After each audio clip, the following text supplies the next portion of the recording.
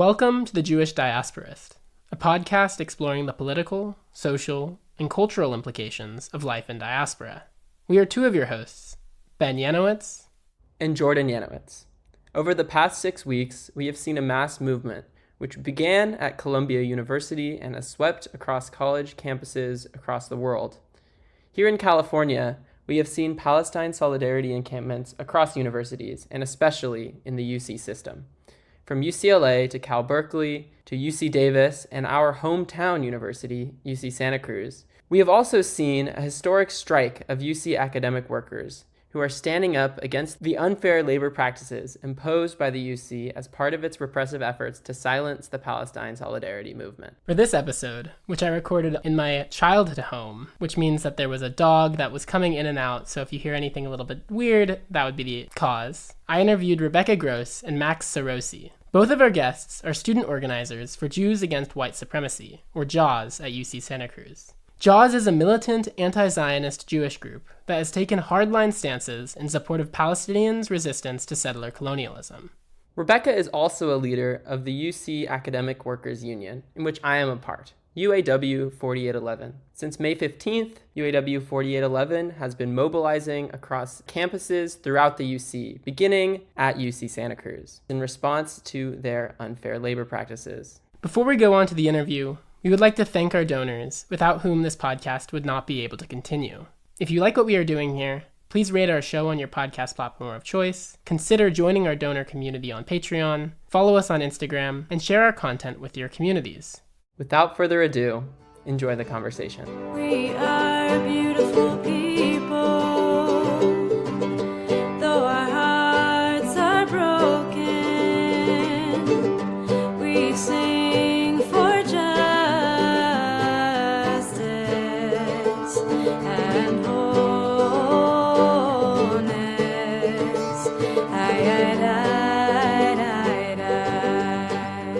Rebecca, Max, it's really exciting to sit down with you guys. Today we're going to be talking about the uprisings and the student movement and faculty movement at UCSC, which the University of California in Santa Cruz is not my own personal university. However, both my parents are alum, and I grew up in Santa Cruz. We are currently sitting in my childhood home living room, which is pretty cool to be able to really root diasporism, to root our politics in the place we are, in the place I grew up. You guys have coming from other places, but you're part of the community in UCSC. You guys are organizers and students. And as most people who don't have their head buried in the sand will know, there's been a student movement going on across the country for the last several months. At UCSC, there was the encampment, and more recently you have the strikes led by the UAW 4811. And we're going to get to that shortly. But to start, I was wondering if each of you could tell us a little bit about yourselves, and what do you do at UCSC as students, as organizers? Yeah, so my name's Max. I grew up in Mill Valley, California, which is 2 hours from here. I think it is important to say that I did go to Jewish day school for 9 years, K through 8. I mean, we can get more into that. I'm a third year at UCSC. I transferred last year. I study agroecology and critical race and ethnic studies. I helped start the Jews Against White Supremacy chapter at UCSC back in, I think it was late October, early November. But before that, I was organizing with UCSC Mauna Kea Protectors and just kind of more generally with the Divest Coalition. And I'm Rebecca. I am a third year graduate student, and I usually work as a TA. I'm in the literature department. I've been organizing with UAW 4811 for the past 3 years, the entire time I've been here. I like to joke that my first meeting at UCSC was not for my literature degree. It was actually with the union. This is my second time actually being on strike since I've been here. A lot of the comrades that I organize with, actually, this is their third time being on strike. And we have a little 3 strikes, you're out joke that's going on right now. So I can say more about all of that. But I grew up in Los Angeles. I went to college in Seattle, moved back to LA. And then it really wasn't until I kind of came to Santa Cruz that I started to organize a little bit in LA around Black Lives Matter. But then when I really got to Santa Cruz, it was this felt like a really great place to organize. And there's a rich history of that here. And so to be able to kind of join that movement and that community has been really amazing. Yeah, I mean, that rich history of radicalism, student radicalism, isn't really something I was raised with. I actually learned just a couple days ago, my parents both went to UCSC from 1984 to 1988. And I actually didn't know this, but my parents were also involved in the apartheid divestment movement against South Africa at the time. And I found that really interesting, and I'm kind of wondering if there's possibly any similar slogans, because I know the current movement is all about divestment. And I'd be curious to know more about the history. I don't know if you know at all. But could you say a little bit about the radical history? Because I actually don't know as much as I'd like to. Yeah, I mean, I know that I can say less about sort of the history at Santa Cruz, in terms of like apartheid and divestment. Maybe Max, I don't know if you know about it, but there's been a lot of movements like across like all UC campuses also to like work towards divestment. And this has been achieved at various times. So like it was achieved in the anti-apartheid movement. It was achieved also, I believe, in some anti-militarization work in the early 2000s. We're also doing this. But I'm really thinking about kind of like this much more recent history, which starts really in like 2018 with graduate workers basically getting a shit contract and deciding like, instead of just kind of laying down and, rolling over and saying, well, there's nothing we can do about it, people started organizing and said, we have to do something about it. Like, we do not have enough money to live where we're hired to work. Yeah. And so then we saw this cost of living adjustment or COLA movement pick up kind of speed in Santa Cruz and really like gain traction. And in 2019, 2020, there was a wildcat strike here at UC Santa Cruz. And actually, it's kind of what put Santa Cruz on the map for me as a place I wanted to go. I was like, oh, I'm working right now at a university in LA.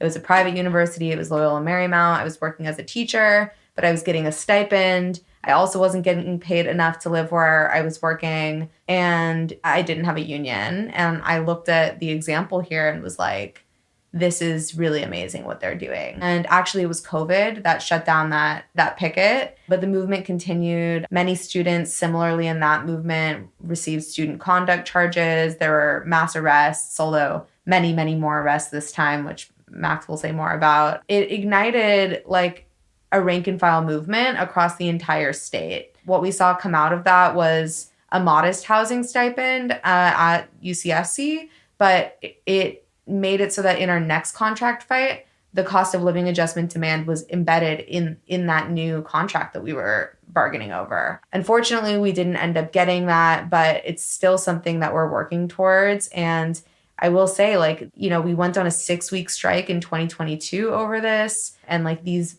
multiple strikes have definitely allowed us to get where we are now. And so has the student movement, which, we're entering week 3 of our strike, and I'm assuming it's going to be going for a few more unless the UC, chooses to end it by meeting our demands, which they haven't done. So the UAW 4811 is not that old, I don't believe. And I think it was actually quite historic when it was formed because it is a single bargaining unit. Is it a single bargaining unit? Yeah, so UAW 4811 was basically an amalgamation of 2 unions, UAW 2865 and UAW 5810. And in the 2022 strike, both of those units were bargaining at the same time, and both of us went on strike, which was 48,000 workers across 11 campuses. So when we combined, we became UAW 4811, 48,000 workers, 11 campuses. But even 2865, which was the grad workers union, wasn't very old. It was started in, I believe, 2000 or late 90s, early 2000s. I mean, it was revolutionary when it was started too, because it wasn't common for grad workers to have unions. It's been pretty amazing what has been kind of built from that going forward. And it's bizarre. It's really weird to have a local that's like across an entire state with 48,000 people. And in this strike, we've seen it give us a lot of power. Yeah, it's probably the largest single grad student union in the country. It might be. I think that's probably right. Yeah. I mean, the UC system is just ginormous. Yeah. Yeah. I mean, isn't it the first like labor strike for Palestine in the US? I think so. Like, I definitely think that, like, my hope with this strike is that people will look to this example. And should I just say a bit about, like, what we're striking over and kind of what happened? I was thinking of organizing it differently, but I think this logically goes into this because you're in a pretty big strike right now. My brother, who's been a grad student worker at UCLA, or technically he's a TA, he's not really like taking class. It's complicated. But that's like, but that's what it, like, the thing is like, so the people that are in UAW 4811 are teaching assistants, grad student instructors that are teaching their own classes, undergraduate tutors, undergraduate readers, postdocs, academic researchers, and like grad student researchers. So this is like a lot of people with different job titles, and also like course assistants. So like, for example, someone who was arrested the other night is a course assistant, but she's not a student. Yeah. So you can be hired like to do the work of a TA, but not be a student, and therefore you're in our bargaining unit as well. Yeah, what I was saying is that my brother is part of the union at UCLA and has been telling me about how repressive the police presence has been against the strikes and against, of course, the student movement more broadly. But it does make me kind of think about how these two things relate to each other, because legally, we were talking about this before we hit record, according to Taft-Hartley, which is the labor law that was passed in 1947 after the biggest strike wave in US history following the end of World War II from 1945 to 1946, you're not legally allowed to strike for political solidarity purposes. You're only legally allowed to strike over really discrete workplace issues. And as you were saying, this is a strike that, while it is focused on unfair labor practices, it also does connect to the student movement. So before we go towards the strike, I actually want to kind of rewind a little bit. And both of you are also organizers of Jews Against White Supremacy, as Max was saying before. So could you tell us a little bit about what Jews Against White Supremacy is on campus and how it relates to the student movement more broadly today? Let's see. I got involved with JAWS via Twitter. And, you know, one of the principal people who invented JAWS, I was following for a while. And they kind of just like put a call out in like August of 2023, being like, who wants to help me build this organization? And it was just kind of on my radar.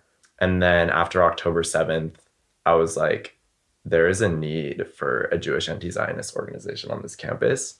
And what I appreciated about JAWS was that it did several things that I did not see being done by Jewish anti-Zionist organizations. And the first is it's focused on internationalism and recognizing that the struggle for liberation is beyond the scope of Palestine. Of course, it involves Palestine, but like what we see organizations like JVP, if not now, all these orgs are focused on anti-Zionism in the context of Palestine versus anti-Zionism as part of this like more broad internationalist context. And that's where like the focus on white supremacy comes from, like, and understanding white supremacy as like a global structure that is, you know, deeply tied to, you know, capitalism, imperialism, and all these things, right? And so that's what I appreciate about this organization, is that it broadened the scope, but it also took a much more militant approach to Zionist institutions, but particularly Jewish Zionist institutions, right? So we're talking about like, you know, Hillel, we're talking about the ADL, we're talking about, I mean, even Jewish synagogues, right? And so like understanding like the role that these institutions play in perpetuating and reproducing Zionism, and understanding that any like anti-Zionism that is really, you know, gonna try and like shift things is gonna have to focus on Jewish Zionist institutions and not just the state of Israel, right? Which is what you see kind of JVP, if not now, that cohort of Jewish anti-Zionist organizations focus on. Yeah, so I first found out about JAWS through the internet. When I first saw it, I was like, oh, is this basically just an Instagram page and a Twitter? And frankly, it kind of seemed like that's what it was. It fully was, yeah, for a while. Yeah. But at the same time, one of my discomforts with some of the way it presented itself was this focus on abolishing Zionist Jewish institutions as its raison d'etre, or raison d'etre, yeah. which I found a little strange. Like you mentioned, including Jewish synagogues, many of which are Zionist. And for me, I am back here in Santa Cruz. I'm actually working at Temple Bethel, which is the main Jewish, and frankly, it's like the main Jewish community center here in Santa Cruz, the Santa Cruz area. And it is part of the URJ.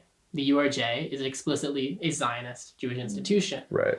And for me, the question of abolishing it as your primary goal feels overly negative in the sense that it's opposing something without necessarily presenting an alternative, without putting the emphasis on constructive work.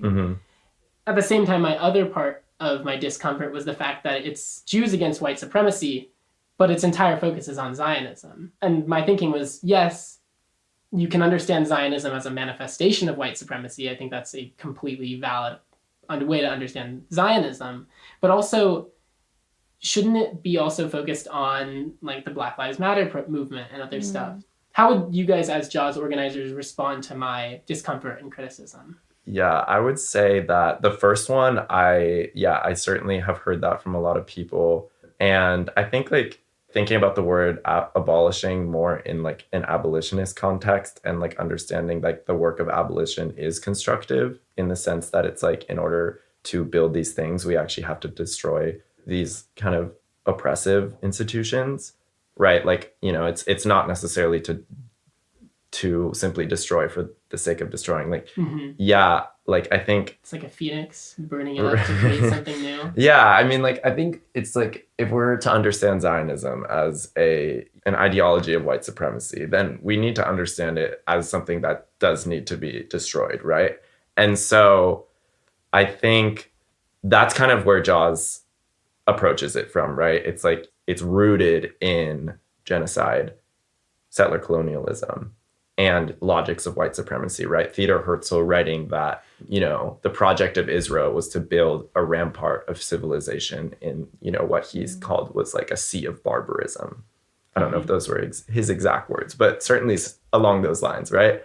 Right, that's like very much white supremacist logic at work that was also at work in so many other settler colonial projects. And so we need to understand that as Zionism is something that needs to be destroyed. And we are certainly not the first people to say that. You know, I've been reading Thomas Sankara lately, and he, you know, despite, you know, leading the revolution in Burkina Faso, was very much engaging with Zionism and talking about how like their struggle in Burkina Faso was also aligned with the struggle of Palestinians. And I thought that was really interesting. And so the second part that you were saying was about, it's like primary focus on Zionism, even though it's saying like Jews against white supremacy. And I totally agree. And I think it's just kind of a reflection of this moment, which it kind of got birthed in, yes, a few months prior to October 7th, but it really gained steam after October 7th. And I think it was just kind of like an all hands on deck situation where it's like, we need to be like fighting Zionism at all costs right now. I was looking back at the initial statement, and it emphasized that it was formed to fight for the liberation of Palestine by any means possible as its impetus. Yeah. So it was specifically formed around the need for a Jewish Palestinian liberation movement. But at the same time, I guess it's just kind of strange for me where I'm working in what could be argued as a Zionist Jewish institution and seeing how it's possible, especially if you have the social privileges that I have of being raised in this community and having good personal relationships with the rabbinic leadership, it's possible to actually engage with these in a way that isn't necessarily like purely oppositional, but instead trying to work within them. And it sounds, of course, this sounds like the age-old argument between reformism and revolution. But I guess I was just wondering, do you see any space for that kind of work within the JAWS sort of theory of change? I mean, I think that something that we've talked a lot about is that like de-Zionizing is necessary, but it doesn't necessarily need to happen within JAWS.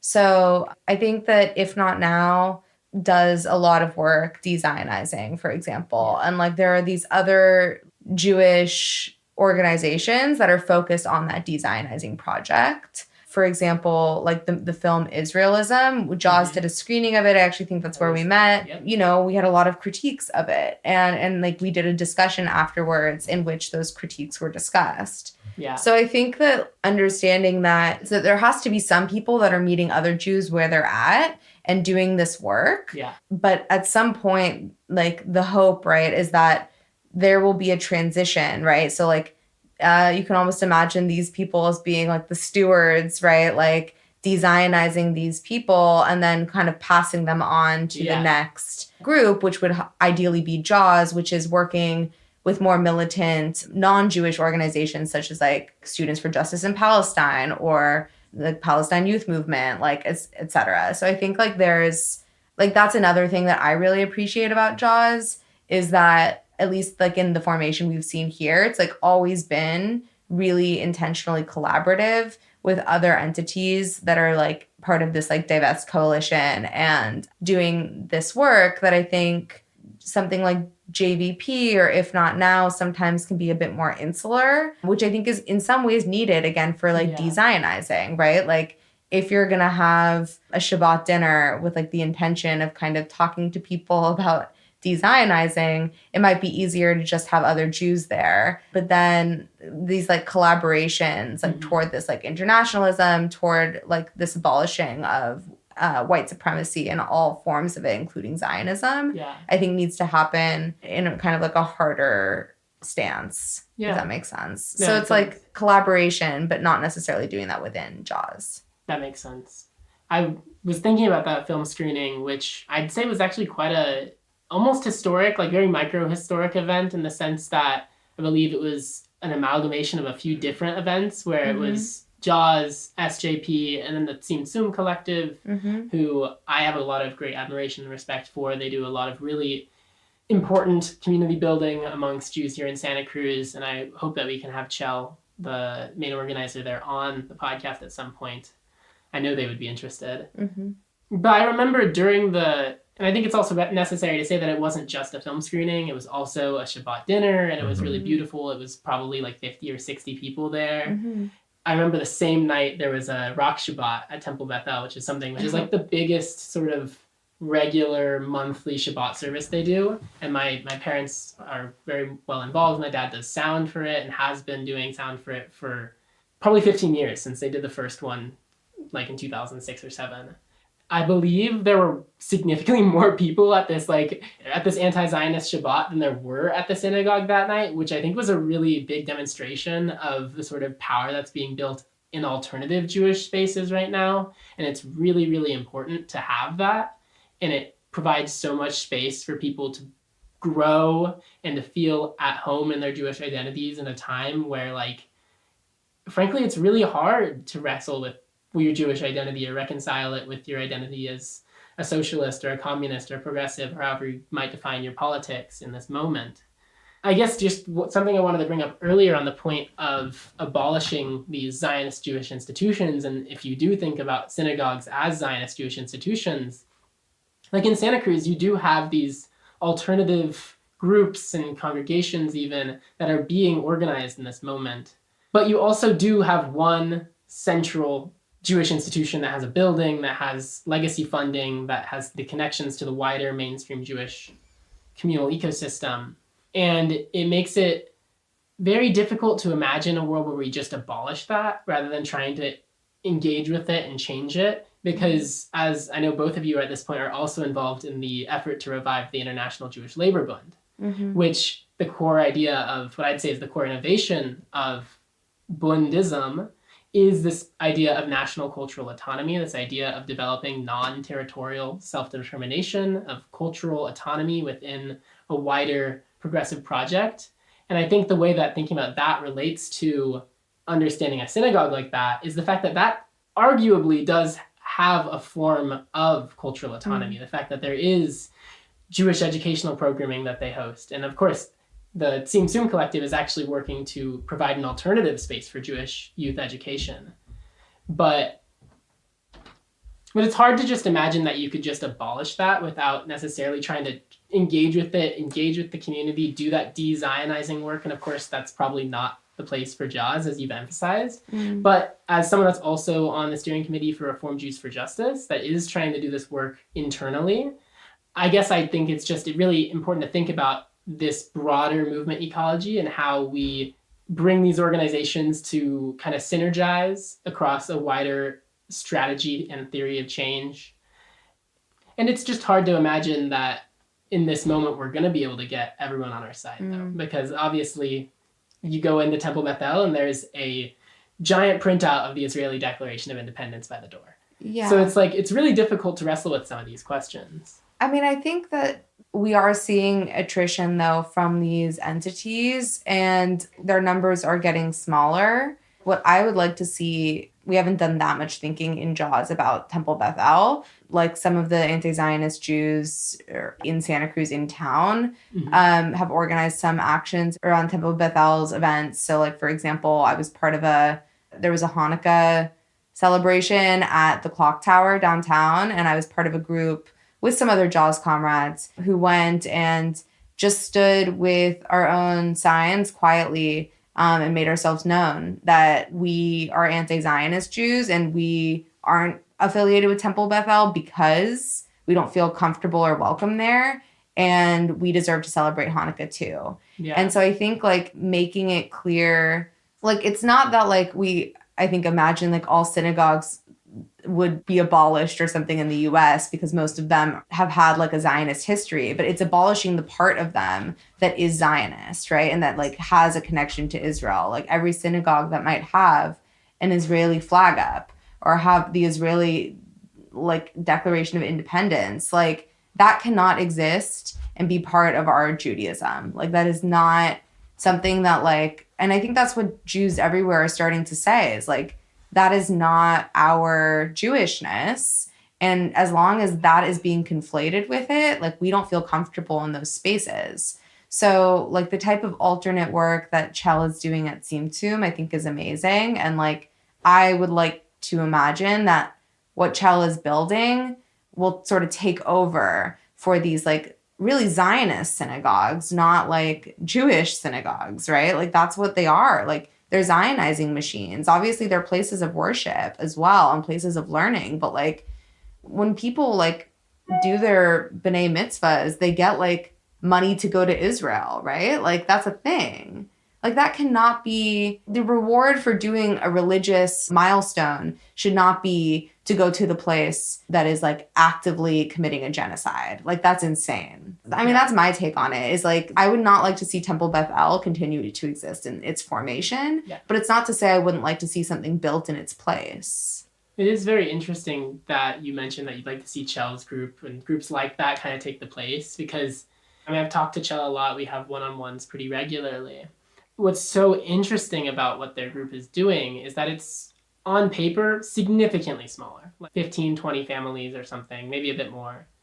But in terms of engagement, they're regularly having more people attend events than Temple Beth El is. Mm-hmm. Temple Beth El has several hundred families. And at the same time, so few people actually come to regular Friday night services or come to the events that they host. And seeing the ways in which people feel drawn to these alternative spaces in a way that is much more proactive, much more like, I don't want to just support or be part of the synagogue, but I want to really be part of its community, its actual lived social reality, rather than just its sort of on paper existence. I think it does speak to the fact that the dynamics in the Jewish community are changing. It's not hard to imagine that this is a struggle that we could win. And at the same time, it's also incredibly easy, especially if you do just look at mainstream media and perspectives. It's incredibly easy to also imagine that we could lose this fight, that the struggle for how we understand Jewishness could become inextricably tied from Zionism in a way that, like, we say Shema Yisrael, hear O Israel, and some people think Israel, Yisrael, same thing. But at the same time, we know, I mean, something that I've been doing as an educator at Temple Beth El is emphasizing that Yisrael does not mean Israel as a state, as a land. It means one who wrestles with God, Yisrael, the name that Jacob is given after he wrestles with God in the Torah.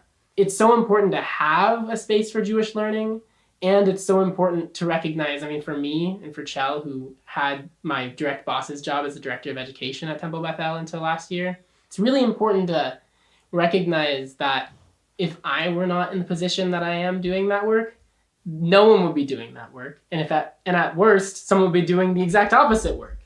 So I guess it's just really important for me to think about really creatively and constructively engaging with these in a way that isn't just purely oppositional, but trying to find out how we can bridge these gaps. And of course, recognizing that we need to be able to bring Jews into the wider left-wing movement, the wider movement for liberation of all. I think JAWS fundamentally takes a different approach because JAWS does not believe that these institutions should or can be worked with, but rather understands like abolition from the perspective of like, what can we do right now to build alternative modes of being Jewish, which first of all have existed ever since the invention of Zionism. Arguably much before the existence of Well, Zionism. right, exactly. An anti-Zionist Judaism, right, existing ever since that. And so if we're to understand abolition as like the task of building alternative modes of being to replace the carceral oppressive, ones that are rooted in white supremacy, then we're not going to try to change the existing institutions that are Zionist and oppressive. We are going to build alternative ones. And if people are, feeling so inclined, like they will always be welcome. But I think the way we approach it is no to like normalization, no to reformism. Zionism cannot be reformed. So I think, and it's great, like plurality of opinions, like diversity of tactics. And, Rebecca mentioned earlier, I think de-Zionizing is really important. But something Palestinians have been saying for a long time is that the way Jews have been organizing for Palestine has been really flawed in the way that it focuses on de-Zionizing rather than Palestinian demands and what Palestinians have been saying for a long time. And so, right, because like the work of de-Zionizing, right, liberal Zionists or even less liberal Zionist Jews requires a watering down of Palestinian demands for liberation. And so it's kind of impossible to do that kind of watering down work while also standing in full solidarity with Palestinians. And so that is where we need a plurality of anti-Zionist focused Jewish institutions, right? Where that range from like militant anti-Zionism to that de-Zionizing process. It becomes really difficult when you combine that work and then claim like JVP and If Not Now do that you're in full solidarity with Palestinians, because in reality they are not, because they are actively watering down their demands to make them more palatable to a liberal Zionist, right? That's how I personally understand it, and that's kind of, I believe, where JAWS kind of came into being, was a frustration with the existing anti-Zionist Jewish world and its various institutions. And so I think that's kind of the general orientation. I think it's really important to understand the positions that JAWS holds. And I will also say that personally, there was one question that was asked at the Israelism screening that was about like, oh, who is the target audience for this? In a way that was framed that I felt was almost punching left, like punching other groups. Like If Not Now, I think that was one that was named. And personally, as someone that was sitting in the audience there, Chell's response, which they responded so quickly and they were so concise and so articulate. And I felt like if they had not been there, it would have gone in the direction, because it was some people from SJP, some people from JAWS, a person from the Institute for the Critical Study of Zionism, and then Chell from the Team Zoom Collective. And I felt like if Chell wasn't there, there could have been a much more likely interpretation that groups like If Not Now shouldn't be supported for the roles they play.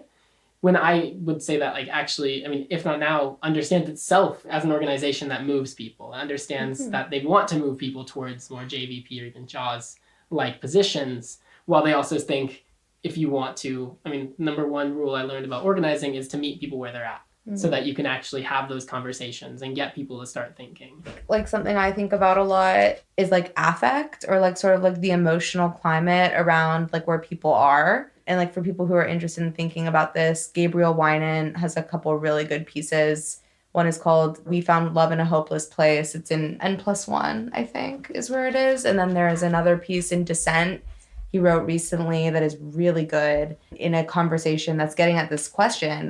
This conversation that he's having via these like letters to the editor with Joshua Leifer. So Joshua Leifer is basically saying, and this is a guy that works for, I believe it's Jewish Currents, and Gabe is a labor historian who's actually coming to our picket line tomorrow, and he's going to be doing a teach-in. But he basically said, like, what Joshua Leifer says is, like, you can grieve for both sides. And then Gabe Weinert gets in there and says, no, you can't, because one side gobbles up all of the grief and turns it into a war machine, right? And he calls it the Israeli grief machine. What he's talking about here is like the way that like our affects are weaponized and manipulated, right? And the way that like our emotional attachments to things are manipulated. And so I think going off of what you're talking about with like these different orgs, right, that are doing these different things, it's like we can't ignore the people who have been emotionally manipulated in a certain direction. We do need to, I think, find a way to reach those people, but it can't stop there. And I think that's been the problem up until very recently is it has, right? Yeah. Like it has stopped there. And so that's why I think JAWS is so important, because it comes in and says, like, your consciousness has been raised. Good. Now, like, let's do the real work of like working hand in hand with Palestinians and like listening to what they need from us. Because at the end of the day, once you realize that if you're Jewish, you have no automatic connection to the state of Israel, then why are we any different than anyone else that's doing this work, right? We're not special. We don't know more just because we're Jewish and like have been taught our whole lives that we have an artificial connection to Israel. So once you realize that that doesn't exist, then it's time to just do this work with Palestinian-led orgs, you know? That's why it's been so important, at least on our campus, to like have JAWS out there in these protests with SJP, with the UC Divest Coalition, like taking part in the encampment, taking part in the arrest actions, like doing what needs to be done, rather than sort of saying like there's something special about our knowledge of Israel, right? Or our knowledge of Palestine. When in reality, like there are historical facts and there are details about what's going on that any of us can learn and any of us can understand to be deplorable and like awful and needing our like all of our resistance against it. The other thing I'll just add real quick though is that like I do think a key important point of having Jews in the movement is I very rarely focus on like the publicity angle, but I think it is important. Like we saw at the start of the encampments all across the country, we saw like seders taking place, right? Yeah. And I think like public messaging that like Jews are involved in these movements can also help dispel the notion that like all Jews are Zionists, that real like anti-Semitic myth that like all Jews have some relationship to Israel and Zionism. It's so dangerous when a lot of the mainstream Jewish institutions are reinforcing that myth. Right. And it's extremely dangerous because it just leads people to be like, okay, then we're just going to hate Jews. Right. And it's like, well, that's extremely dangerous and ultimately just puts us in more danger than we would be otherwise. Yeah, and I will say it was amazing. One of my favorite things about that Seder that we had here, this was before the encampment went up, seeing it actually, the photo of it being used in an Algerian newspaper with Arabic writing all around it. And like to see like that being like publicized to like an Arabic speaking audience that often conflates Jewishness with Zionism was like so beautiful. That's incredibly beautiful. Yeah. I had actually no clue, and I was there at send that you that, Seder, yeah. and it was really beautiful just to see the way in which we as Jews can engage with our holidays in a way that emphasizes that they teach us, especially at Passover, they teach us about the importance of liberation and importance of freedom. And it's really sad when people take this and are just like, oh, you say next year in Jerusalem in the Seder, so it's a Zionist holiday. And it's like, well, if you look at the original meaning of it, a lot of the time they would say next year in the Jerusalem that will be built, which was centering the fact that the return to Zion, the return to this place that, I mean, it's objectively true that the land of Israel does play a role in traditional Judaism, but the return to that place was understood to be bound with messianic longing, that we'd only be able to go back there as a people once we live in the world to come, which many Jews have also, especially socialist Jews, have understood as communism, a world where people beat their swords into plowshares and there's no more war and universal peace and prosperity. But I do want to move towards the student movement and such, because we've already been talking for quite a while. But I did also want to go on to the point of these different groups and there being gaps in the movement ecosystem. And part of what I've really been longing for and what I'm hoping the International Jewish Labor Bund could be is a coordinating body between these different groups. Because so often you have all these different groups that have different strategies and see themselves as playing a slightly different role.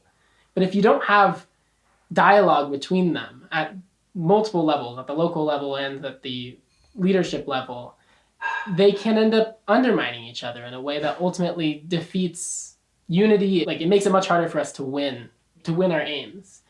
But at the local level, you guys, Jaws, you've mentioned that you're part of the Divest Coalition. Could you say a little bit about that? And then we're going to connect this to the broader student movement and the demands of the encampment. Yeah, we joined the Divest Coalition pretty recently. I want to say, actually, I don't even know at this point. It's really hard to judge time. But okay, it's important to emphasize that UC Divest as a formation was started by Palestinians at UCLA. And so divestment from Israel and the Zionist project was always a core piece of Divest. And I think that's huge. And I think that's massively important. And so as an anti-Zionist organization, we were invited to join Divest.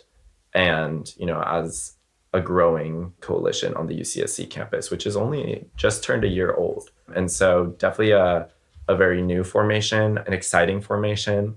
What was really great about the encampment was also seeing how the Divest demand and how organizing for divestment actually transcended the coalition and incorporated hundreds of others from the UCSC community that are not part of one of the coalitional organizations, which I thought was very beautiful. Yeah, and I mean, I'm less involved with the Divest Coalition. Just, I think it's a lot less common for graduate students to be involved. Although I obviously think that the work that the Divest Coalition is doing is amazing. And I will say, divestment is something that we've been organizing around from a labor perspective as well.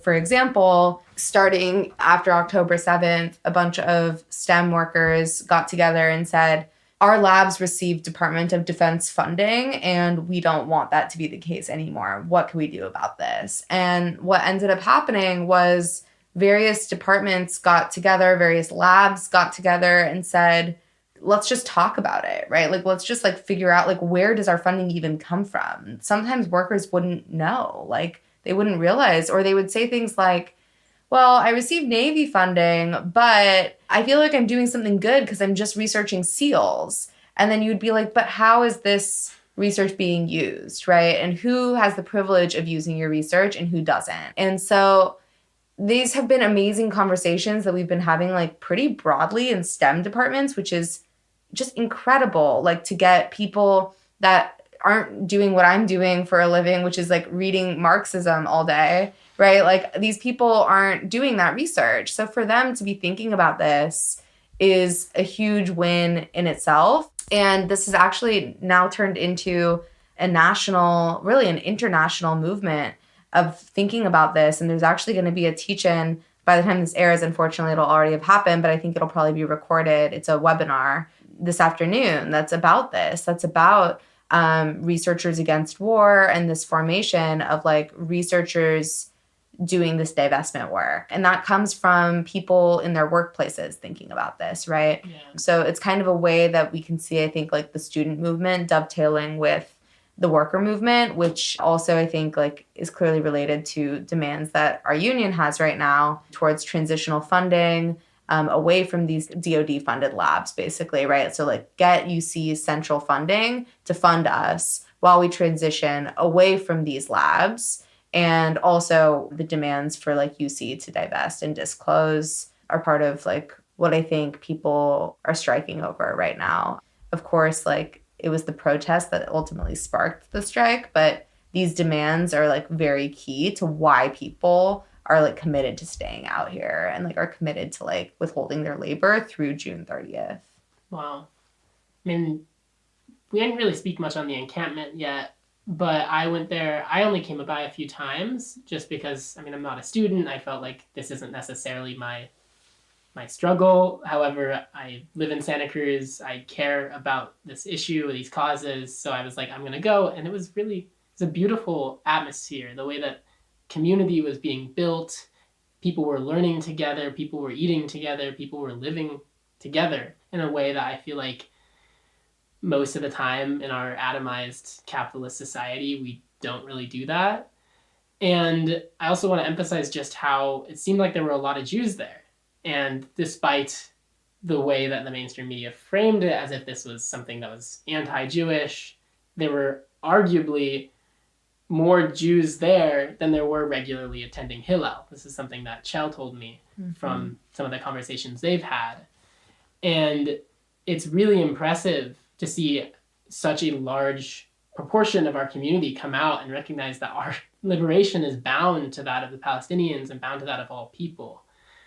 And at the same time, divestment is such a important demand because it doesn't necessarily just center Palestine. We can understand it as like a broader consciousness awareness of the fact that these institutions are invested in war. They're invested in climate change. They're invested in all these things that we at universities know we shouldn't be supporting, but then institutionally they do.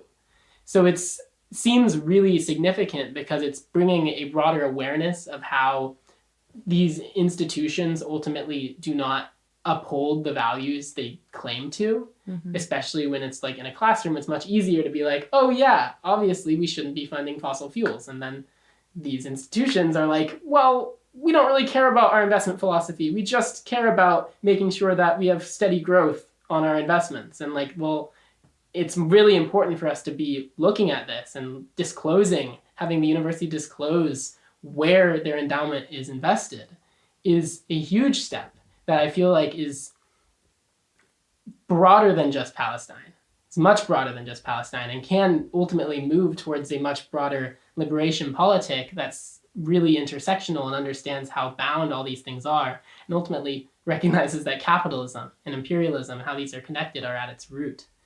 So I was wondering if you could say a little bit about the strike recently that's been ongoing, because legally they're not really supposed to be connected because of labor laws. Yet, as you were saying, there is like a real interpersonal and also they are more connected than they necessarily legally should be. So could you say a little bit about that?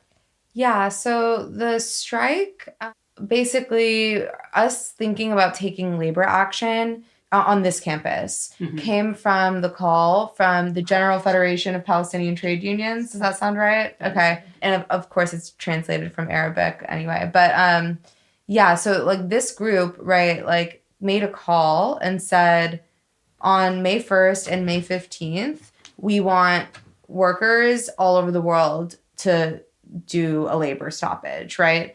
And this was International Workers' Day, May 1st, and Nakba Day, May 15th.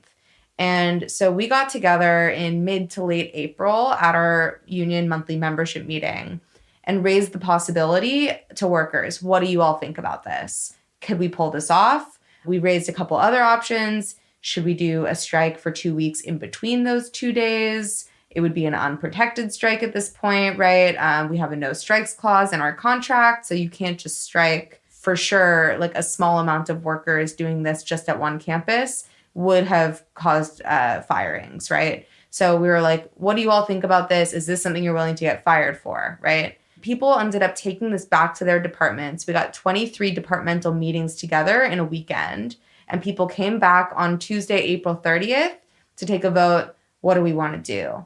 And overwhelmingly, a huge majority in the room decided we 100% want to go out on May 1st. Let's do a one-day wildcat walkout. So we did that.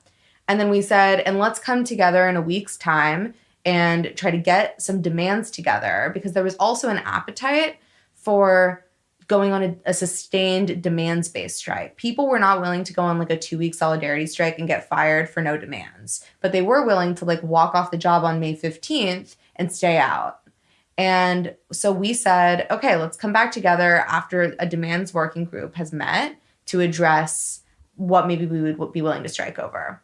So we come up with these demands. And then in this period of time, We saw the UCLA encampment get swept. We saw workers go out there and defend their students. Also, workers were camping, right? UAW members were camping.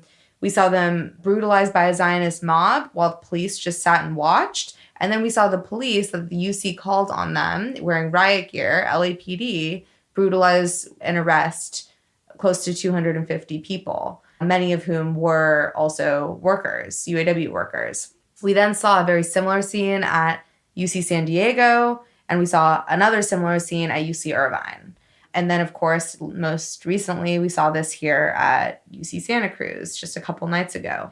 And that was the impetus for our union filing unfair labor practice charges over workplace health and safety violations, right? You can't let your workers be brutalized by police, let alone call police to brutalize them. Also, a violation of our First Amendment right to free speech, right, and peaceful protest. So we file these unfair labor practice charges. The UC says they still maintain we didn't do anything wrong, right? But it's clear what they did was unlawful. And this opens the door, once you file unfair labor practice charges, this opens the door to a legal strike. So that means that your no strikes clause doesn't matter.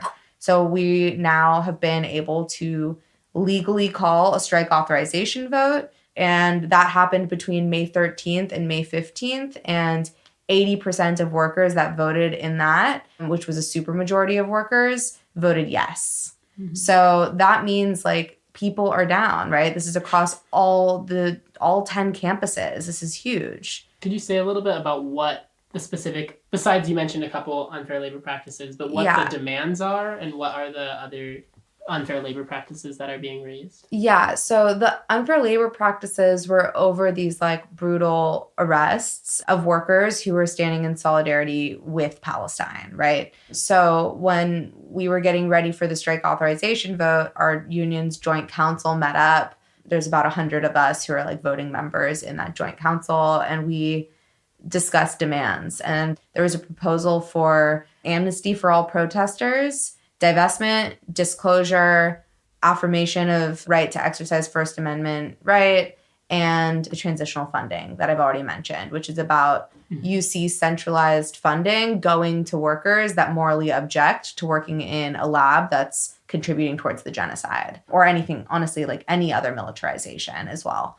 So we saw these demands picked up, right? And like they're on our website. Like it's clear that this is like been stated that this is something workers have been protesting for and care about. But what we are technically striking over are these unfair labor practice charges, which are about our workplace conditions, right? Like even people in my department who have never gone on strike, did not go on strike during the Wildcat, did not go on strike during the 2022 strike for 6 weeks. They are now striking because they are like, this is so fucked up that I could be like just going to defend my student from getting beaten by a baton or like getting maced, and I could end up getting like arrested and brutalized, right? Like we can't let that precedent like set in as being something the UC can just do when their workers are like peacefully assembling to protest something in good conscience. Yeah. So like it is a workplace issue, right? But it also is like the impetus for this workplace issue are these protests in solidarity with Palestine. Yeah. So like we would not be here at all without like the student movement and what it's been building really since like October. Yeah. Max, could you say a little bit about the repression that the encampment has been facing or has faced over the last several days?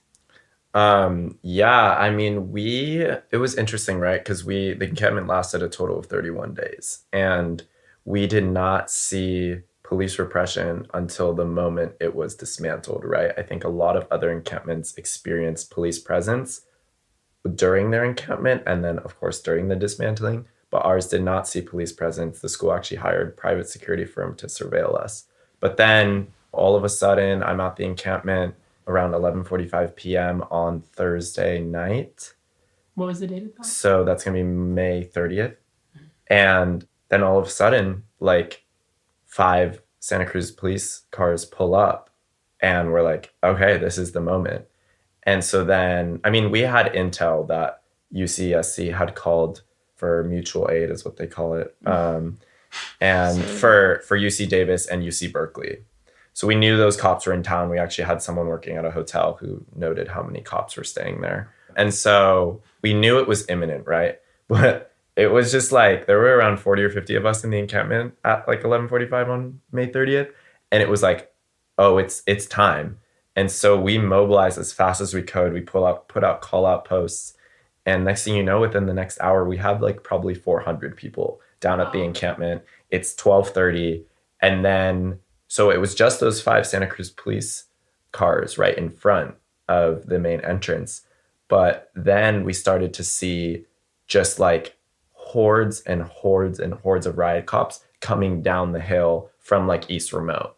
So they had actually staged on campus, which I'm like, is that even legal? So were they kind of kettling you from both sides? So kind of, right? But like it was only 5 police officers at the entrance. Also, like the encampment has stated since day one that we are either leaving if divestment happens or if we are forcibly removed, right? So no one was going to leave, right?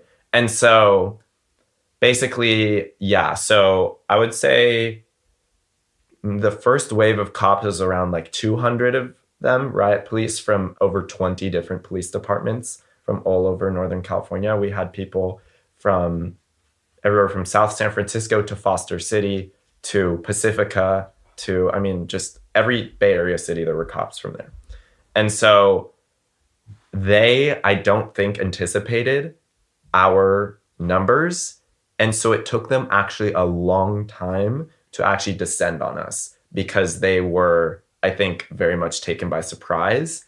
And they actually called reinforcements, even though they already had so many people, right? And so then they first take down the encampment, they destroy all the tents, and then they come for our line, which was kind of stretching the entire width of those 2 streets. And I do think it's important to emphasize that you guys, you had a barricade at the main entrance, and it was at least 2 or 3 days that you effectively had UCSC campus cut off from the rest of Santa Cruz. Yeah, and that was a direct escalation. That was in response to admin's complete unwillingness to meet any of our demands to even negotiate in good faith. Mm-hmm. And we were kind of just at a point where it's like, you've left us no choice. You know, like part of moving the encampment to the base of campus was also like they effectively were able to hide us away and ignore us there. Yeah. Right. So moving it to the base was, yes, to stand in solidarity with UAW, but also to increase visibility and be like, you can't ignore us. Right. Yeah. And so basically, yeah. So we had a line of people that was about 4 to 5 people deep, the entire thing, you know. People had found helmets, goggles. I mean, we didn't really know what to expect, right? I mean, they brought their tear gas, they brought their rubber bullet guns, they brought their real guns, and they brought their huge wooden batons. And again, they're in full riot gear. But eventually they were able to basically target the ends of the lines and get us into a circle, which is very effective for them. Ultimately, we did our best to like push back, but there were so many of them. And, you know, they were like, I mean, I got aggressively hit several times by this one guy with the, you know, this wooden stick. They would just like basically just go for the ribs and just like hit you back, right? And to like really form us into a circle in which they could then encircle us. And what was interesting was that UCPD was the only one that could arrest people. So basically you have police from 20 different departments effectively acting as like the kind of like the minions of UCPD and just like pushing the crowd back and surrounding us. California Highway Patrol was a big force there, and that's directly because of Gavin Newsom. Those are kind of his foot soldiers. And so then UCPD finally, this was around like 1 a.m., started to arrest people. And how they would do it is they just had a little posse that would kind of walk around the circle and then just point at someone and say like, you, and then they like all pounce on you and just try to grab you out of the circle. But because of the way we were in formation, right, we were locking arms, and then the people behind us would be like holding us from like our stomachs. It was incredibly difficult for them to get one by one people out of this circle. And so that's why you had arrests being made for over 8 hours. It took them forever to get us out of this circle. And there's some great moments on video in which they actually were unsuccessful. They could not get the person out of the circle. And I'm like, okay, if we're going to say we keep us safe, this is what we keep us safe looks like. And so it was both an incredibly scary moment and also an empowering moment, right? To be so close to a riot police officer, to hundreds of riot police officers with deadly weapons and with this extreme aggressiveness and just chauvinism. And then to also see how our community showed out for us, how everyone was just committed to staying. And we chanted and we stood there for, I mean, I was there for 7 hours until I got arrested around 6:45 a.m. It also took a while for Santa Clara Sheriff Department to bring all their vans and their buses to take us away because they didn't have the cars to take us away. There was just too many of us. And I just don't think they were prepared for that. I think they had a lot of surveillance on the encampment. They were seeing 40 or 50 people there on a regular given basis. So they're like, okay, we can do this nice and quick.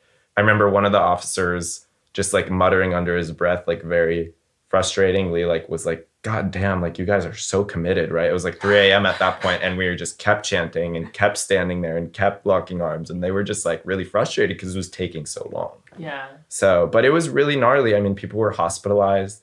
Professors were injured to the point of like visible injuries. I saw a picture of someone who had been arrested, had a plastic bag. Yeah, over they their head. bagged someone. They gave numerous people concussions. It was really gnarly and certainly could have been a lot worse, right? I'm not saying that it wasn't bad in any way. I'm just saying like with that amount of force, with that, you know, with cops being, you know, with cops being on campus like that, like it is such a safety risk. And that's what's so egregious about all these communications we're getting from the administration, right? This is about your safety. This is about campus safety. And I'm like, you did the one thing that makes us the most unsafe. Yeah. Right. And Lori Kletzer, you know, our vice chancellor, actually had the audacity to come and walk her dog as if nothing was happening, just to watch what was happening, quite literally when like riot police were beating up her students.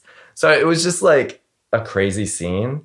And ultimately, over 100 of us were arrested, and most of us got like unlawful assembly, failure to disperse misdemeanor charges. Some people were, you know, charged with battery. I mean, ridiculous instances of that charge, right? Like someone spit on the ground and an officer said that was battery.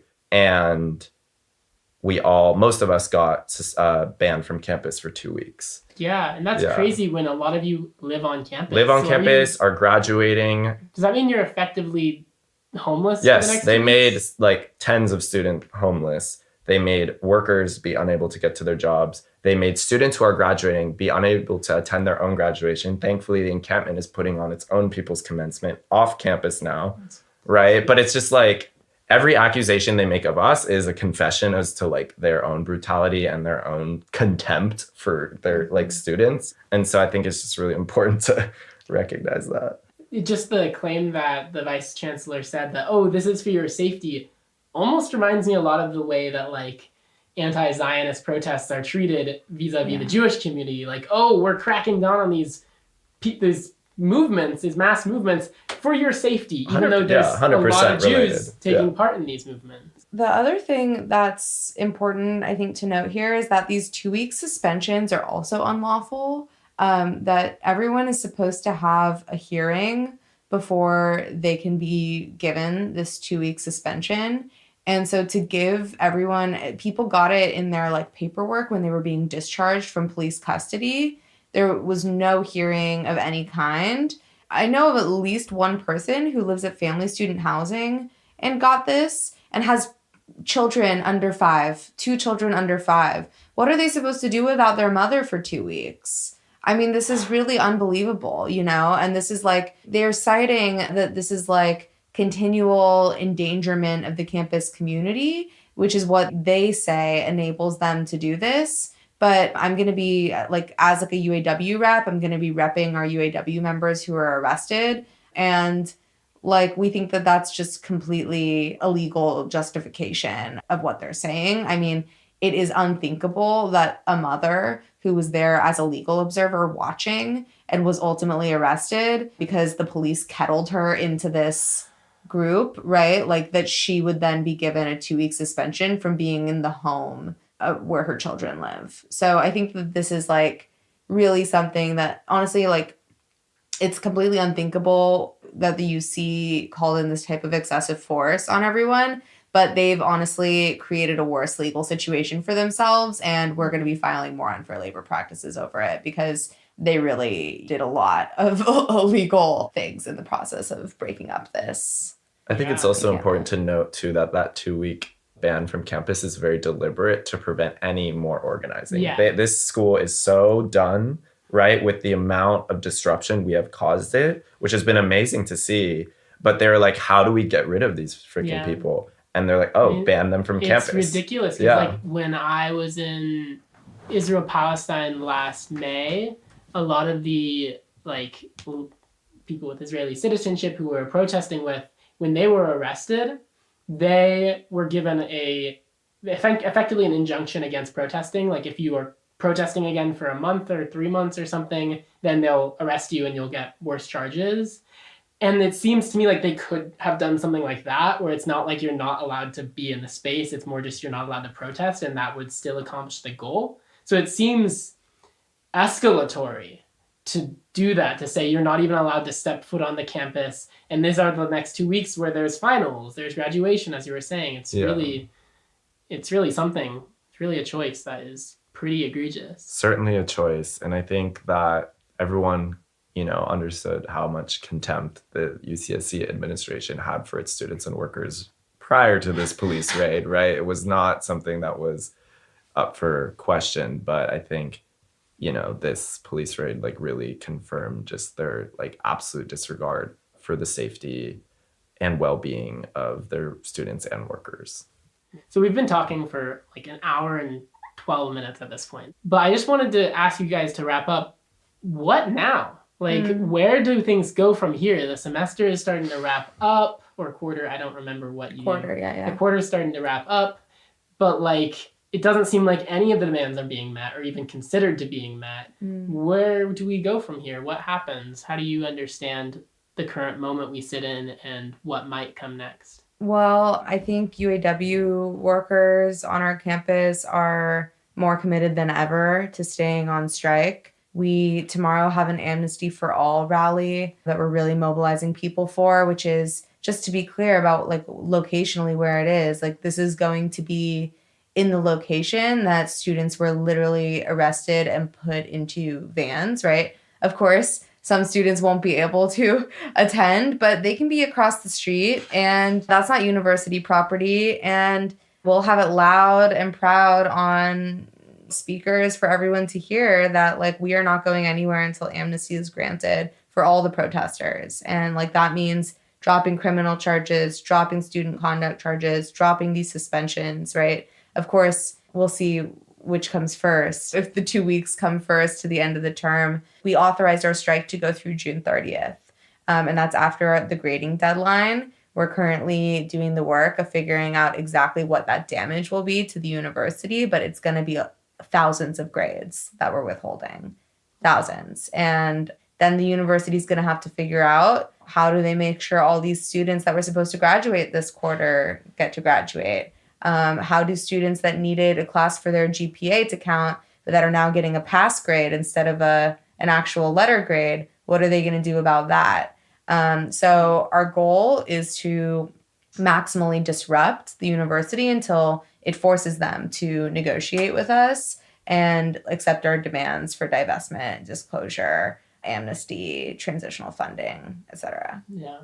Yeah, I mean, I think the sentiment of grinding the university to a halt until demands are met is where I see this movement going. I think the encampment was an incredible learning experience as to what is going to get this administration to move, right? The encampment itself did not sway the administration in any way. They honestly were fine with letting it continue forever. What really gets this administration is the road blockages, is, these kind of more material disruptions of university activity, of capital flow. And so I think they should anticipate more of that. Cynthia, Chancellor Cynthia and the Vice Chancellor Lori can certainly expect to never show their faces again on campus without disruption. I mean, I think it's just, again, so egregious, how they've acted, and how Lori just thought she could peacefully walk her dog while her students were getting beaten by riot police. And there's this great picture of her just smiling, watching it all happen.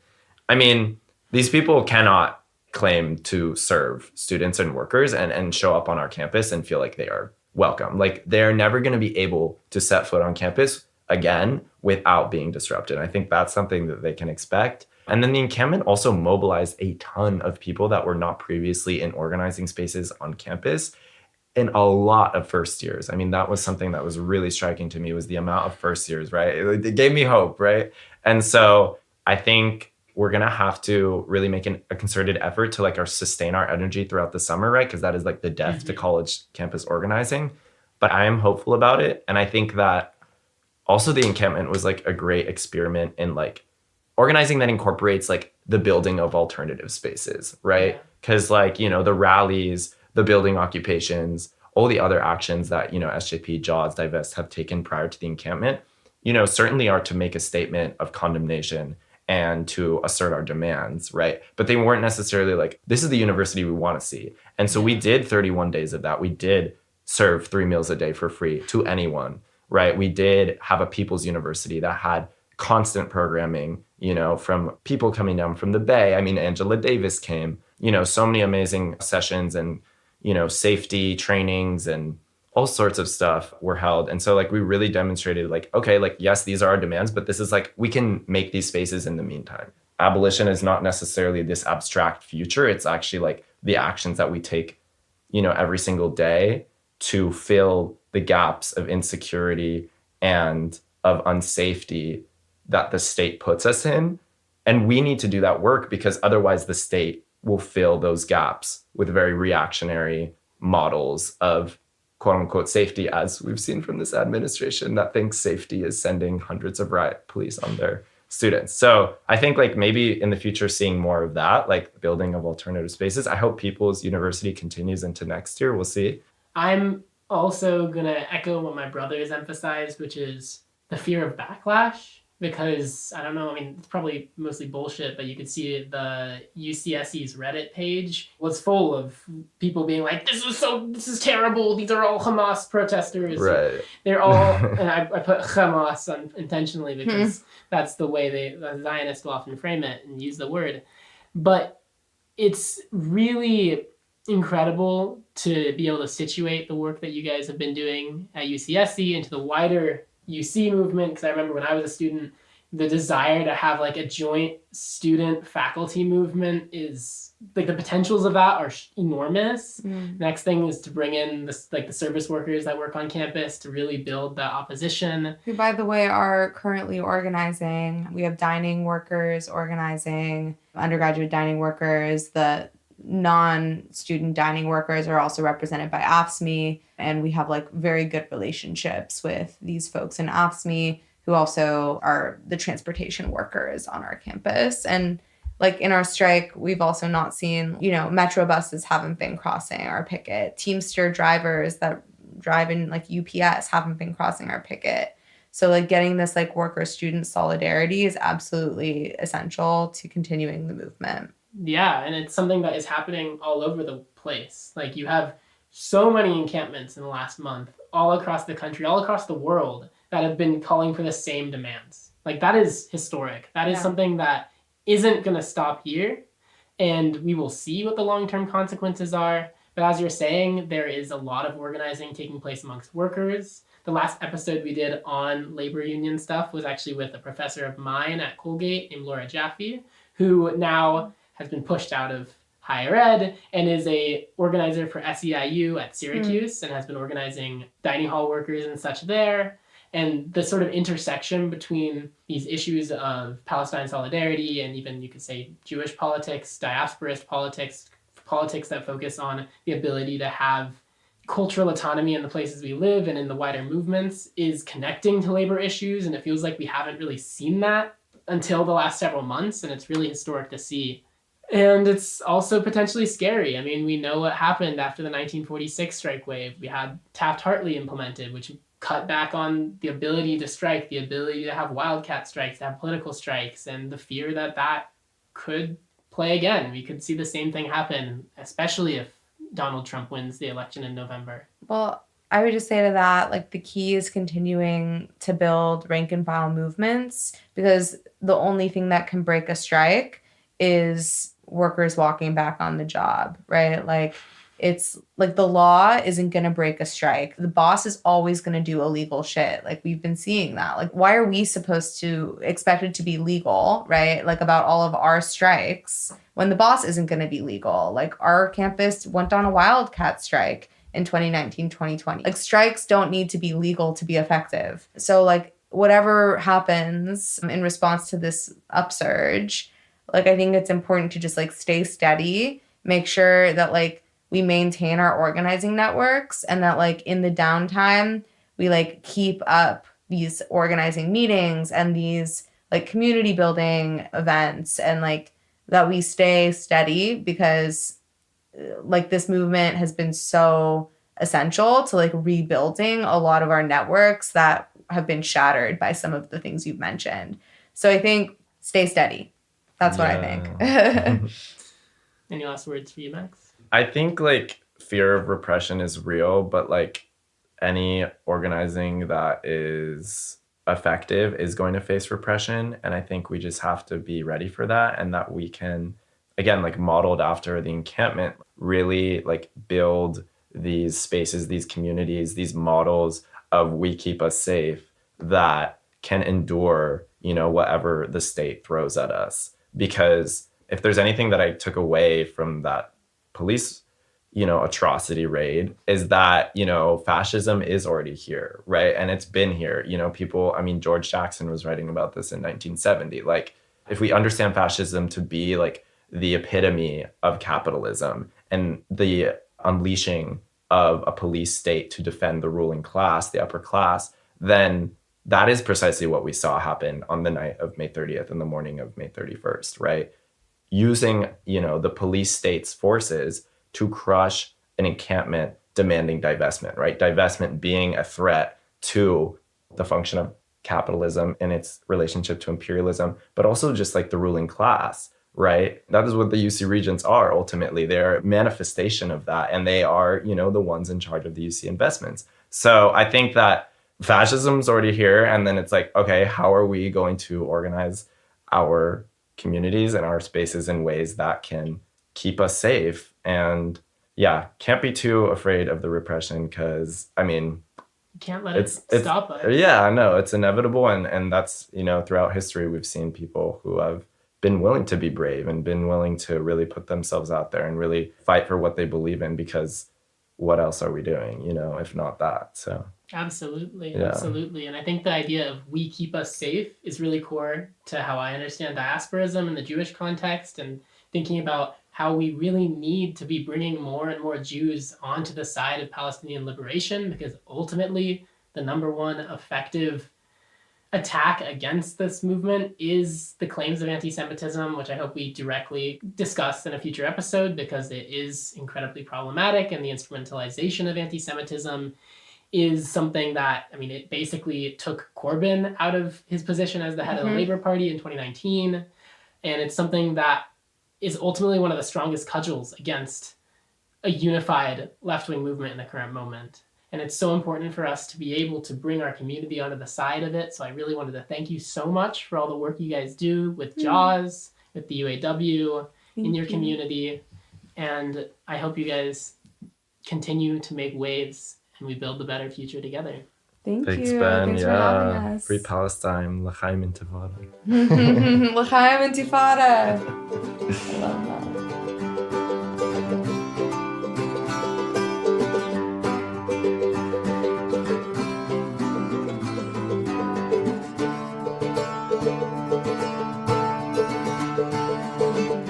We are beautiful people, though our hearts are broken.